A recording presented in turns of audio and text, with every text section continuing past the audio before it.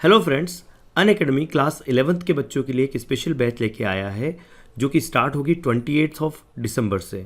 जी हाँ दोस्तों, मनोज चौहान सर इसमें आपको पढ़ाने वाले हैं, पीयूष सर है, ब्रजेश सर है, नीरज सर है और शरद कोठारी सर है। ये सभी लोग क्लास 11th के लिए, जो बच्चे भी इस साल 11th में हैं उनके लिए एक रिवीजन बैच लेके आ रहे हैं जो कि 28 दिसंबर से स्टार्ट हो रही है। ठीक है, और आप इस बैच में ज्वाइन करके आपकी जो 11th की तो तैयारी कर ही लेंगे, साथ ही में अर्ली 12th की भी एक बैच होगी जिसमें आपको बहुत ज़्यादा मदद होने वाली है। तो ये पूरी की पूरी टीम आपको पूरी मदद करेगी, जिससे कि आप खुद को प्रिपेयर करेंगे जेईई मेंस और एडवांस के लिए 2022 की एग्ज़ाम के लिए। दोस्तों, साथ ही में यहाँ पर मैं आपसे शेयर करूँगा स्पार्क 2.0 बैच के बारे में, जो कि हमारी बंसल की टीम ले रही है, जिसमें समीर बंसल सर है, आरती बंसल मैम है, शाहनवाज सर है और एम ए हक सर है। इन लोगों ने भी आपके लिए एक नई बैच स्टार्ट की है। ये 21 से बैच स्टार्ट हो चुकी है और इस बैच को भी आप ज्वाइन कर सकते हैं। साथ ही में MCQ एक बैच है हमारी, MCQ 2.0 बैच, जिसे यहाँ पर आप देख सकते हैं कि Praneet sir, Suresh sir, Chandrashekhar sir, Nitin sir और मधमाला सर आपको यहाँ पर पढ़ाने वाले हैं। तो इन सब की बैचेस को आप ज्वाइन कर सकते हैं, लेकिन दोस्तों उसके लिए आपको लेना होगा सब्सक्रिप्शन। जी हाँ दोस्तों, सब्सक्रिप्शन लेना होगा और सब्सक्रिप्शन लेने के लिए आपको यहाँ पर यूज़ कर सकते हैं आप हमारा प्रोमो कोड, जो कि है पवन वाग। यहाँ पर आपको पवन वाग प्रोमो कोड यूज़ करना है। यहाँ प्लस पर भी सब्सक्रिप्शन ले सकते हैं या आइकॉनिक सब्सक्रिप्शन भी ले सकते हैं।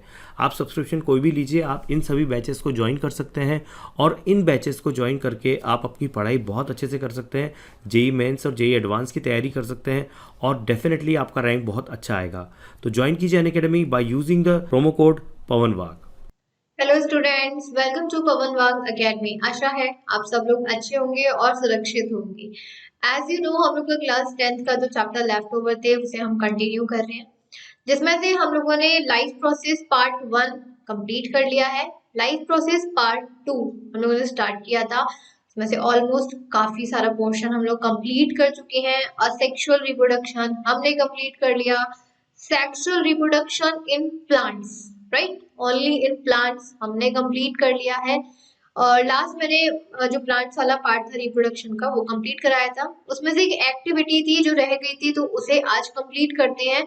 उसके बाद आपका जो न्यू टॉपिक है sexual reproduction in human beings, वो स्टार्ट हो जाएगा।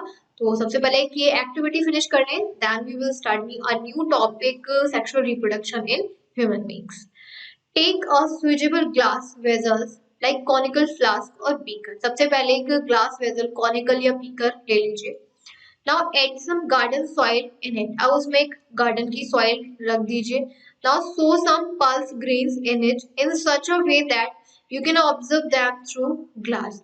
अब आप क्या करिए, इसमें जो पल्स के ग्रेन्स हैं उसमें आप उसको सो कर दीजिए। सो का मतलब गाड़ दीजिए। And water it every day and record the changes. आप फिर उसमें क्या है, जो वाटर वगैरह है उसमें डेली देते रहिए। Ovule develops into seed and ovary into fruit after fertilization. जैसा कि हमने पढ़ा है, अगर आप लोगों ने ध्यान दिया हो, तो जब फर्टिलाइजेशन होता है तो फर्टिलाइजेशन में जो जायगोट बनता है, जायगोट किससे बना, जो ओव्यूल और ओवरी था फर्टिलाइज हो गया था ना मेल पॉलन ग्रेन्स के साथ। तो उसमें जो ओव्यूल होता है फीमेल पार्ट का, फर्टिलाइजेशन के बाद वो कन्वर्ट या डेवलप हो जाता है सीड में, और जो ओवरी होती है वो कन्वर्ट हो जाती है या डेवलप हो जाती है फ्रूट में। Now the seeds fall upon the ground when fruits break up and they germinate in the soil under favourable conditions. कभी कभी तो ये भी होता है कि सपोज करिए प्लांट पर कोई फ्रूट लग रहा है, वो फ्रूट बहुत ज्यादा पक गया और फिर ब्रेक हो गया। ब्रेक होने के बाद उसके अंदर जो सीड्स होते हैं वो जमीन पर क्या हो जाते हैं, गिर जाते हैं। और जैसे ही सॉइल के अंदर थोड़ा सा दब जाते हैं, सोन हो जाते हैं, सोन होने के बाद वो अपनी फेवरेबल कंडीशंस में क्या है, जर्मिनेट होना यानी कि ग्रो होना स्टार्ट कर देती है। Now the zygote develops at the cost of food stored in the endosperm of seed and the new plantlet is form. अब देखिए, आप लोगों को ध्यान होगा, लास्ट वीडियो का याद होगा कि जो एक मेल गैमीट था एक फीमेल एग के साथ फर्टिलाइज हो गया था, जाइगोट बन गया था।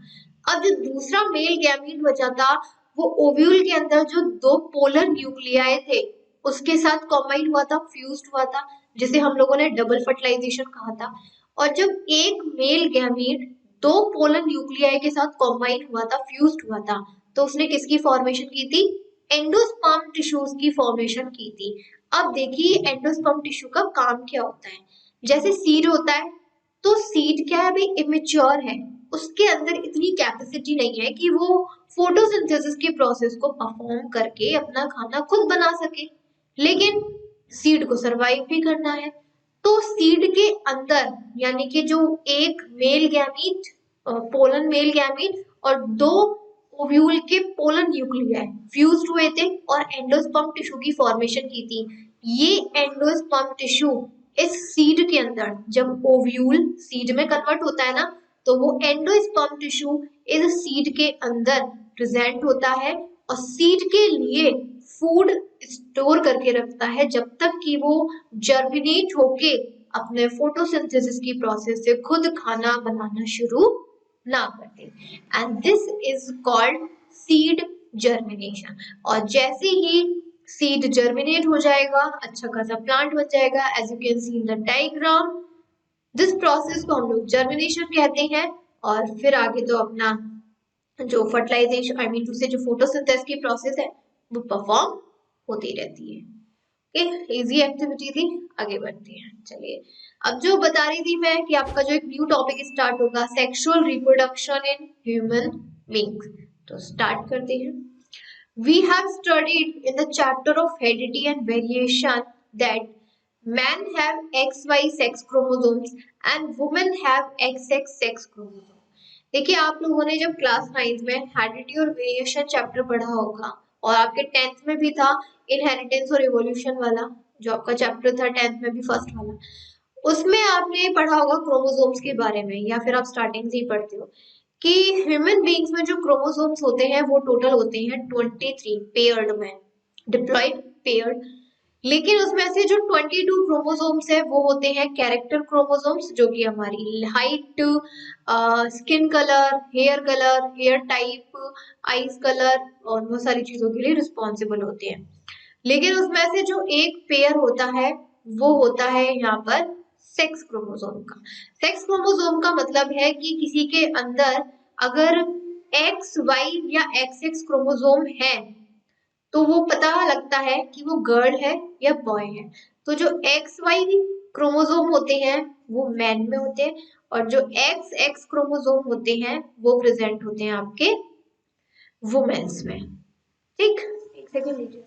नेक्स्ट है reproductive system with specific organs develops in the body of man and women due to the sex chromosomes only. ये जो मेल और फीमेल में रिप्रोडक्टिव सिस्टम होता है ना, कि मेल में टेस्टिस होती है, पेनिस होती है और स्क्रोटम होता है, ये तो आप डिटेल में पढ़ोगे आगे। इसके अलावा वुमेन्स की बात करें तो वुमेन्स में ओवरी होती है और फैलोपियन ट्यूब होती है, यूट्रस वगैरह है, यानी कि पूरा रिप्रोडक्टिव सिस्टम।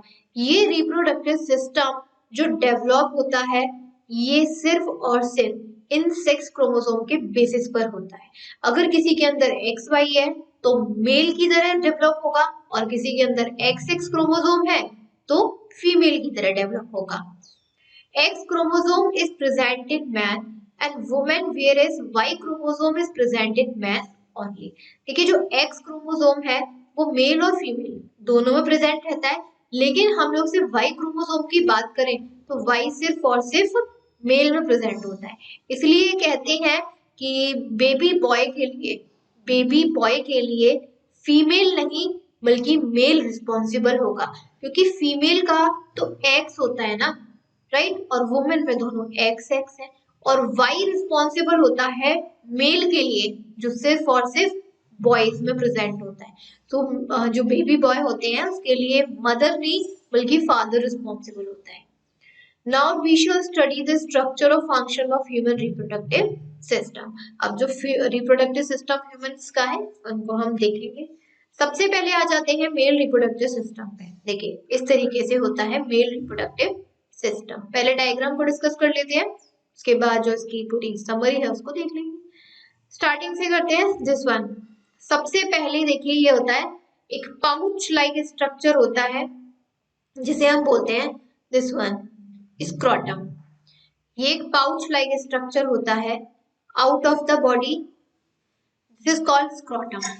अब इस स्क्रोटम के अंदर एज यू कैन सी यहाँ पर ये राउंड स्ट्रक्चर आपको दिख रहा है, ये होती हैं टेस्टीज। ये पर्पल कलर का स्ट्रक्चर दिख रहा है, ये टेस्टीज होती हैं। टेस्टीज इज द मेन और primary organ of reproductive system, क्योंकि यही टेस्टीज हैं जो स्पर्म को प्रोड्यूस करती हैं। अब ये जो टेस्टीज होती हैं, इन टेस्टीज के ऊपर आप देख रहे हो इस तरीके की ट्यूब आपको नजर आ रही है, like that it is called epididymis. इस ट्यूब को हम लोग क्या बोलते हैं? एपिडिडर्मिस कहते हैं। उसके बाद फिर यहाँ से एक फाइनल ट्यूब नजर आ रही है, दिस वन जो लॉन्ग ट्यूब है, इसको हम लोग बोलते हैं वेस डिफरेंस। इसको हम लोग क्या बोलेंगे, इस पूरी लॉन्ग ट्यूब को वेस डिफरेंस। फिर यहाँ पे यूरिनरी ब्लैडर प्रेजेंट होता है, यूरिनरी ब्लैडर जो कि यूरिन को स्टोर करता है। ये वेस डिफरेंस इस पूरे ये जो वेस डिफरेंस है यूरिनरी ब्लैडर के पास जाती है, और यूरिनरी ब्लैडर के पास यहाँ पे ग्लैंड्स प्रेजेंट रहती हैं तीन। पहली ग्लैंड आप देख रहे हो यहाँ पे, ये होती है प्रोस्टेट ग्लैंड। दूसरी ग्लैंड आपको दिखाई दे रही होगी, ये है वेसिकल ग्लैंड। और एक और ग्लैंड होती है दिस वन, यहाँ पे ये होती है कॉपर्स ग्लैंड। तीन ग्लैंड होती है, ध्यान रखिएगा। मेल रिप्रोडक्टिव सिस्टम में कितनी ग्लैंड्स होती है? तीन gland, prostate gland, seminal vesicle gland and cowper's gland. ठीक, तो यहाँ पे जो वेस डिफरेंस थी सबसे पहले देखिए इस तरीके से आई। सबसे पहले कौन सी ग्लैंड में एंटर हो गई? यहाँ पे प्रोस्टेट ग्लैंड में एंटर हुई, और जो यूरिनरी ब्लैडर वाली जो ट्यूब है उसके साथ कनेक्ट हो गई। उसके बाद यहाँ पे जो सेमिनल वेसिकल है, ये ग्लैंड का जो डिस्चार्ज है इस पूरे प्रोस्टेट ग्लैंड में क्या है? रिलीज होता है।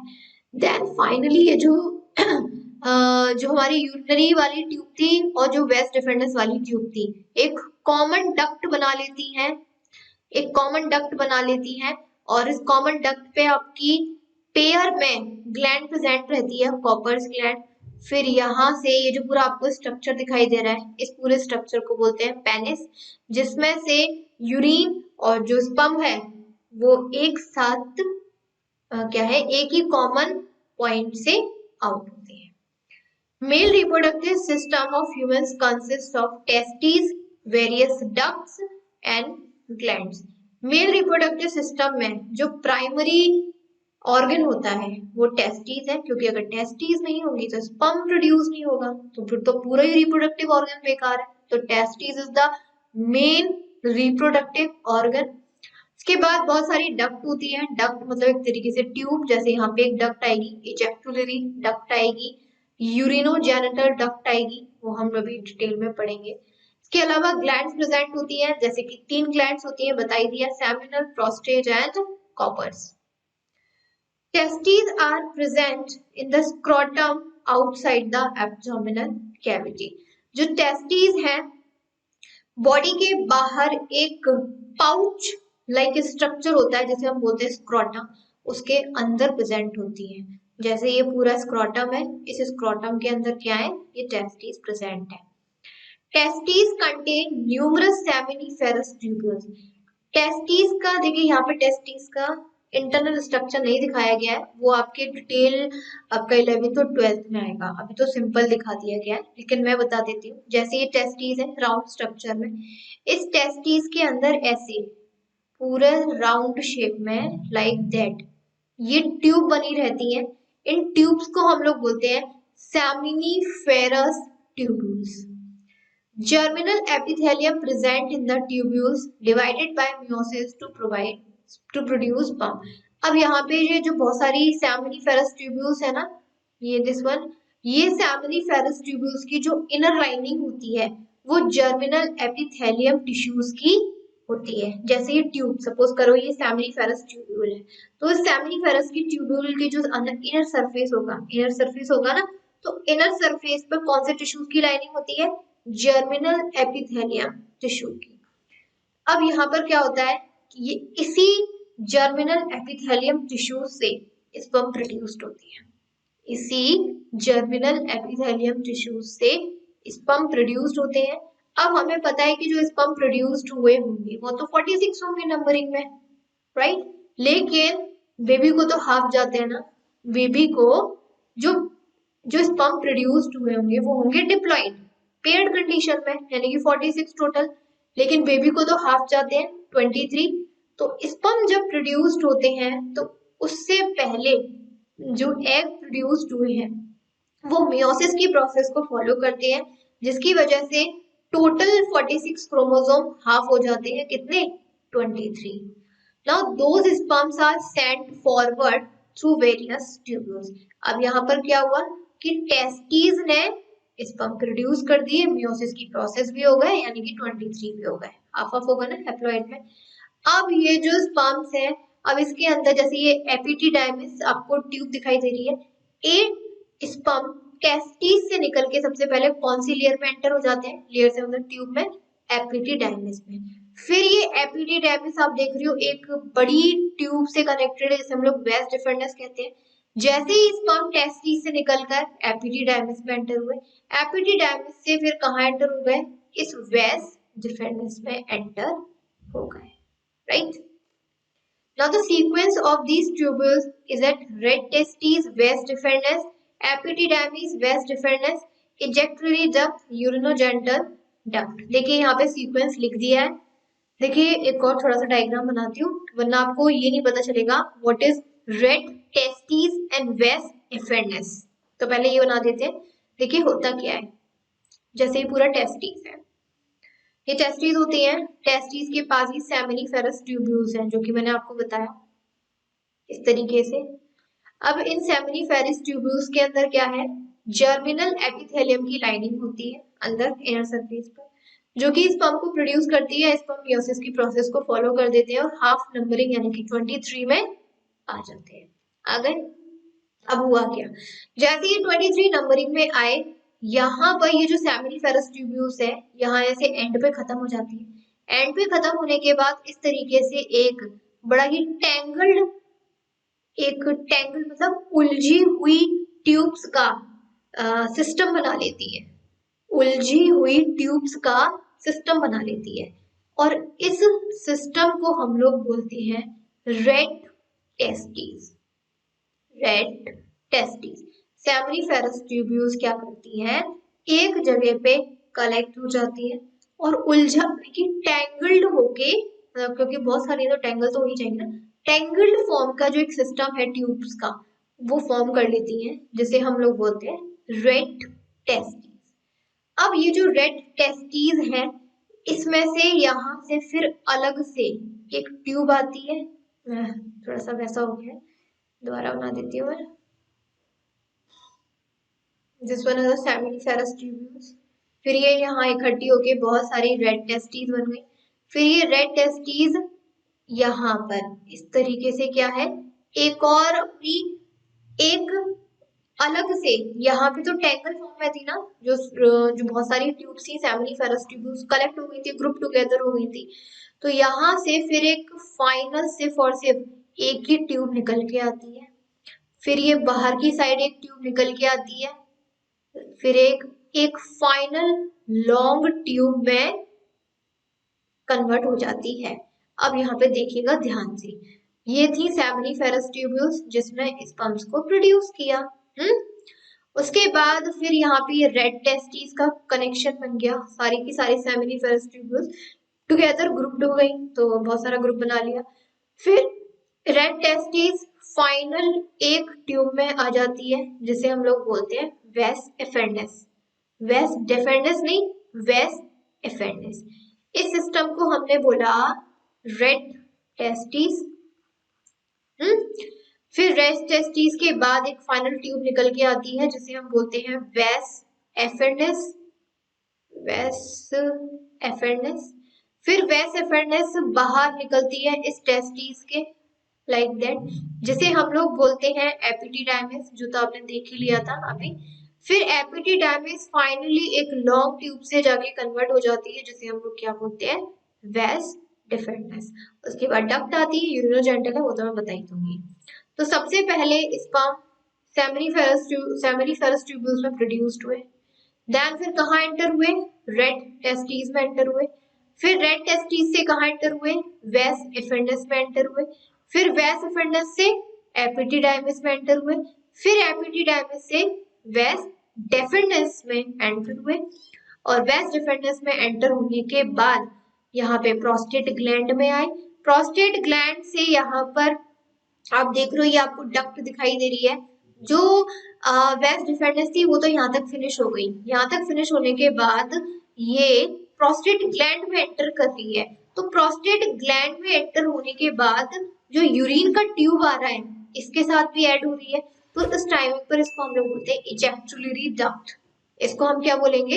इजैक्युलरी डक्ट। इजैक्युलरी डक्ट के बाद यहाँ पर आप देख रहे हो ये वाली, इसे बोलते हैं यूरिनोजेनिटल डक्ट, क्योंकि यहाँ से यूरिन भी पास आउट हो रहा है और जो स्पर्म आ रहा है वो भी पास आउट हो रहा है, इसीलिए इसको हम बोलते हैं urinogenital duct and then out of the body. Now एक second. As the sperms are pushed forward from one to next, they become mature and able to fertilize the ovum. और ध्यान रखिएगा जैसे जैसे स्पर्म एक ट्यूब से दूसरे tube में, एक ऑर्गन से दूसरे ऑर्गन में एंटर करता है, वो और मेच्योर होता चला जाता है और फीमेल ओवम को फर्टिलाइज करने के लिए उतना ही ज्यादा कैपेबल भी हो जाता है। Now the seminal vesicles secrete their secretion in ejaculatory duct, whereas prostate gland and Cowper's gland secrete their secretion in urinogenital duct. अभी हम लोगों ने 3 ग्लैंड पढ़ी, vesicle, seminal vesicle, prostate gland and cowper's gland. तो सबसे पहले seminal vesicle की बात करें तो जो सेमिनल वेसिकल है, एक सेकेंड थोड़ा सा क्लियर कर दिया जाए। यहाँ पे जो सेमिनल वेसिकल ग्लैंड है, ये सेमिनल वेसिकल ग्लैंड अपना सेक्रीशन, अब ग्लैंड है कुछ ना कुछ तो सेक्रीट करेगी, हार्मोन्स, जूसेस, एनीथिंग। तो इस सेमिनल वेसिकल का जो सेक्रीशन है वो कहाँ रिलीज होता है? इस इजैक्युलरी डक्ट में, क्योंकि इसी से ही तो कनेक्टेड हो रही है, इस इजैक्युलरी डक्ट में। बाकी बचा आपका प्रोस्टेट ग्लैंड का और कॉपर्स ग्लैंड का, ये रिलीज हो रहा है इस वाले जो यूरिन वाली ट्यूब है, राइट। तो कह सकते हैं कि जो प्रोस्टेट ग्लैंड का और कॉपर्स ग्लैंड का सिक्रीशन है ये रिलीज होता है यूरिनोजेनिटल डक्ट में, यही लिखा हुआ था यहाँ पर। Now semen is formed of sperm and secretion of all these glands and semen is ejaculated out through penis. अब ध्यान रखिएगा जब तक टेस्टिस से जो सेल्स रिलीज हुए थे उसको हमने बोला था स्पर्म। टेस्टिस से जो सेल्स रिलीज हुए थे हम उसको स्पर्म बोल रहे थे। अब ये जो स्पर्म है 3 ग्लैंड को क्रॉस करके आया, seminal vesicle, prostate gland, cowper's gland, और तीनों ही ग्लैंड में अपने अलग अलग सेक्रीशन रिलीज हुए होंगे। वो सेक्रीशन के नाम अभी आपके में नहीं आएंगे, वो आपको 12th में है। तो जो सेक्रीशन है उसको सेक्रीशन तक ही रहने दीजिए, क्या है क्या नहीं है वो बाद में बात करेंगे। तो यहाँ पे इन ग्लैंड्स ने मिलके, तीनों ग्लैंड्स ने मिलके बहुत सारे सेक्रीशन किए। अब ये इसमें जितनी भी चीजें सेक्रीट हुई सबकी सब स्पर्म में मिल गई कि नहीं मिल गई? वो सारे के सारी सेक्रीशन स्पर्म में मिल गए होंगे, मिक्स हो गए होंगे। अब हम यहाँ से स्पर्म को स्पर्म नहीं कहेंगे, सीमेन कहेंगे। वी डोंट कॉल स्पर्म, अब हम इसको क्या कहेंगे? सीमेन कहेंगे, क्योंकि सारे के ग्लैंड्स के सेक्रीशन स्पर्म में मिक्स हो चुके हैं। And the semen is ejaculated out through penis, और जो सीमेन है फिर वो पेनिस के थ्रू आउट हो जाता है। Now all the organs of male reproductive systems are paired except urinogenital duct, prostate gland, penis and scrotum. ध्यान रखिएगा मेल रिप्रोडक्टिव सिस्टम में जितने भी ऑर्गन्स आपने पढ़े सभी पेयर्ड थे एक्सेप्ट यूरिनोजेनिटल डक्ट, यूरिन की एक ही डक्ट थी, प्रोस्टेट ग्लैंड एक ही होती है, पेनिस एक ही होती है, स्क्रोटम भी एक ही होता है, बस इसमें इस तरीके से 2 टेस्टिस लाइक दैट प्रेजेंट होती है। तो यहाँ से क्वेश्चन पूछ लेते हैं कि कौन से ऑर्गन पेयर्ड है, कौन से अनपेयर्ड है। We have to remember. यहाँ पे कुछ सरप्राइजिंग फैक्ट है, एक पढ़ लेते हैं। The length of each epididymis is about 6 metre. Epididymis थी, टेस्टिस के बाहर ये लेयर बनी हुई थी, ट्यूब थी जिसका नाम एपिडिडाइमिस था। इसकी जो लेंथ होती है वो 6 मीटर होती है। काफी है। The length of a sperm is about 60 micrometer. Sperm की length 60 micrometer. Such a small sperm has to cross the distance of approximately 6.5 meter while passing out male reproductive system. और इस 60 माइक्रोमीटर के sperm को testis से लेकर पूरे penis वाले part तक कितनी डिस्टेंस कवर करनी पड़ती है? 6.5 metre. Sperm needs large amount of energy, इसीलिए इसको बहुत एनर्जी की जरूरत पड़ती है। And for this purpose fructose is present in the semen. अब ये सीमेन फॉर्म हुआ था ना, कैसे फॉर्म हुआ था? जितनी भी ग्लैंड थी, सेमिनल वेसिकल, प्रोस्टेट ग्लैंड और कॉपर्स ग्लैंड, अपने सेक्रीशन को रिलीज कर रही थी। इसमें से एक सेक्रीशन शुगर का भी होता है जिसका नाम है फ्रक्टोज। तो फ्रक्टोज क्या करता है? उसको बहुत लार्ज अमाउंट में एनर्जी प्रोवाइड करता है। आई होप यहाँ तक क्लियर हो गया होगा सब लोग को। नेक्स्ट आ जाते हैं ह्यूमन फीमेल रिप्रोडक्टिव सिस्टम। जैसा कि देखिए बहुत शॉर्ट में है आपका, आई नो, लेकिन इससे ज्यादा जो बहुत लेंथी है वो आपका 12th और 11th में आएगा। तो इतना ही है आपके लिए, इतना ही ठीक है, ज्यादा हाई लेवल नहीं है। तो स्टार्ट करते हैं ह्यूमन फीमेल रिप्रोडक्टिव सिस्टम। पहले रिप्रोडक्टिव सिस्टम को देख लेते हैं। दिस वन यहाँ पर आपको दिख रहा होगा, यहाँ पे सबसे पहले जो मेन और प्राइमरी ऑर्गन होता है फीमेल रिप्रोडक्टिव सिस्टम का, वो है ओवरी। जैसे मेल में टेस्टिस थी, फीमेल में ओवरी होती है। फिर ओवरी से एक ट्यूब कनेक्टेड रहती है, डक्ट कनेक्टेड रहती है, जैसे हम बोलते हैं oviduct, as you can see यहाँ से पूरा। फिर ये ओविडक्ट दोनों तरफ होती है, लेफ्ट साइड भी राइट साइड भी। फिर ये जो ओविडक्ट ट्यूब है एक लार्ज ऑर्गन से जाके अटैच होती है, यहाँ पे जिसका यू कैन सी, जिसे हम लोग बोलते हैं यूट्रस। फिर यूट्रस अपना फिनिश हो जाता है और एक अलग ऑर्गन से एक छोटी सी ओपनिंग के थ्रू कनेक्ट रहता है, जिसे हम लोग बोलते हैं वजाइना। क्लियर? ये थे system. All organs of female reproductive system are in abdominal cavity. Female reproductive system में जितने भी ऑर्गन्स हैं एब्डोमिनल कैविटी मतलब लोअर कैविटी में प्रेजेंट होते हैं, पेयर में प्रेजेंट होते हैं। ओवरीज भी पेयर में, as you can see, left भी है राइट भी है। ओविडक्ट भी पेयर में होती है, लेफ्ट भी है राइट भी है। लेकिन यूट्रस एक ही होता है। यूट्रस क्या है? एक ही होता है। और वजाइना भी एक ही होता है। तो इसमें भी आप लोग ध्यान रखिए कि कौन से ऑर्गन पेयर्ड हैं और कौन से अनपेयर्ड हैं। Besides, a pair of Bartholin glands is also present. ये वजाइना वाला आपको पार्ट दिख रहा है, इस वजाइना की इनर सरफेस पर ग्लैंड प्रेजेंट रहती है जिसको हम लोग बोलते हैं Bartholin's gland. Generally, every month an ovum is released in abdominal cavity alternately from each ovary. हर महीने सिर्फ और सिर्फ एक ओवम रिलीज होता है एक ओवरी से, या तो लेफ्ट वाली से होगा, अगर लेफ्ट वाली से नहीं हुआ तो राइट वाली से होगा, लेकिन सिर्फ एक ही ओवम रिलीज होगा। And the free end of oviduct is funnel like and opening is present at the centre of it. अब यहाँ पे आप देख रहे हो कि जितनी भी ओविडक्ट है फनल की तरह है। फनल ही तो है, यहाँ से फनल ऐसा होता है ना, तो यहाँ से फनल ही बना रहा है। और यहाँ पे सेंटर में जाके क्या है, इसकी ओपनिंग है यूट्रस में। oocytes enter the oviduct through that opening. अब now what is oocytes? Ovum पढ़ते हैं हम लोग, ओवम पढ़ते हैं ना हम लोग, क्या होता है ovum? Female reproductive cell. Female reproductive cells जब ओवरी से रिलीज होता है तो उस टाइमिंग पर वो इमेच्योर होता है, इट इज कॉल्ड इमेच्योर ही होगा। उस टाइमिंग पर हम इसको oocyte कहते हैं। क्या कहेंगे? oocyte कहते हैं।